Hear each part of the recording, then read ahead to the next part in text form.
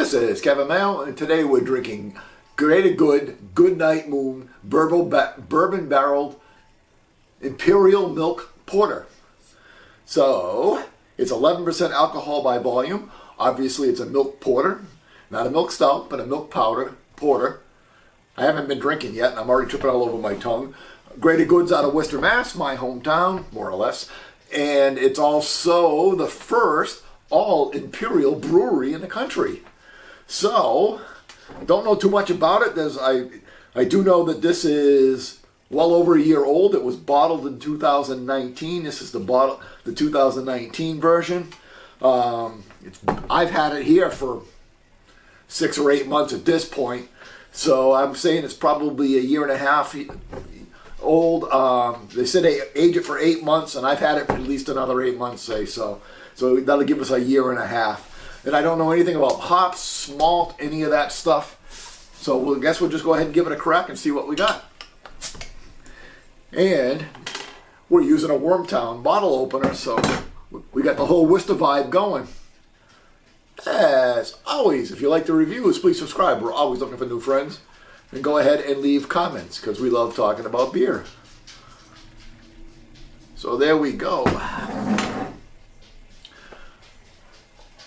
Perfectly pitch black, cannot see a thing through it.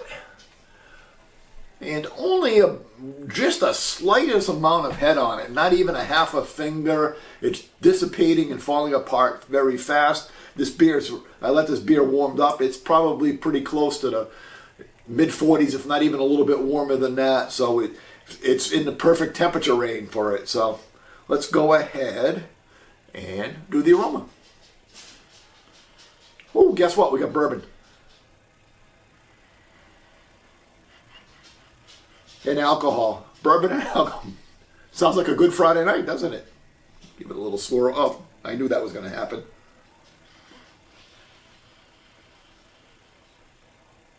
Yeah, it's pretty subdued.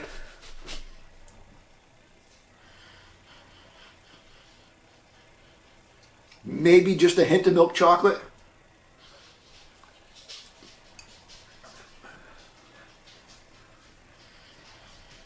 Oh, there we go. Got a little black coffee out of that one. So we got bourbon, alcohol, black coffee, and just the barest hint of milk chocolate out of it. Cheers.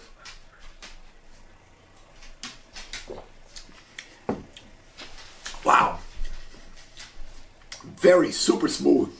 Creamy, smooth, just delicious.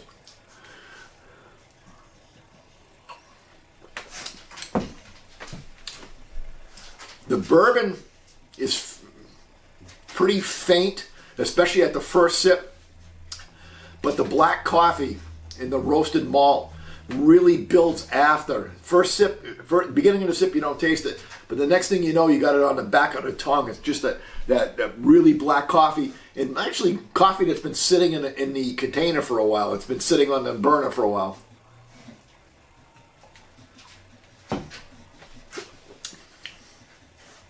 Got a hint of dark fruit, like a cherry in there.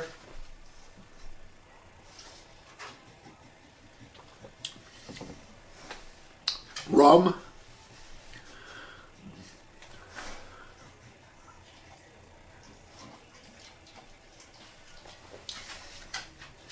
So, you get the cherry. That's the first thing on the tip of the tongue. Then it mellows into like a little bit of rum. Then the black coffee kicks in.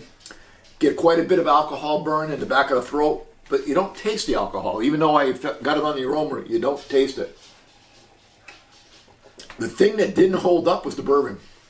I get almost no bourbon in the flavor. So that is settled out over time. You wouldn't think that would be true, but that seems to have settled out over time. We've kind of lost the bourbon. Mouthfeel-wise, like I said, it's tremendous. Does finish a little bit sticky on the back of the tongue. Really, really, really, really good beer. Well made, well crafted. Mouth feels dead on. I just think I might have aged it a little too long, and we seem to have lost the bourbon. So, score-wise, I'd say it's at least a 90. It's an A beer. Till next time, keep drinking.